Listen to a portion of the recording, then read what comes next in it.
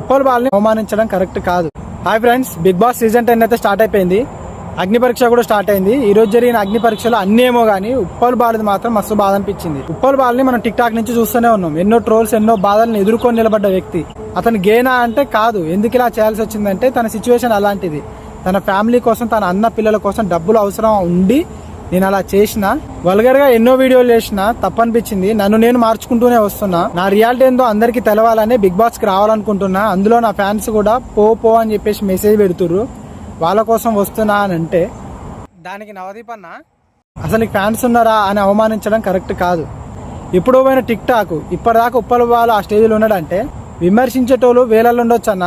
ఇష్టపడేటోళ్ళు కొంతమంది అని ఉంటారు కదా. నువ్వు బిగ్ బాస్ కు పంపించి సమాజానికి ఏ మెసేజ్ ఇవ్వాలి అంటే బిగ్ బాస్ పైన ప్రతి ఒక్కరు సమాజానికి ఏ మెసేజ్ ఇచ్చిరన్నా?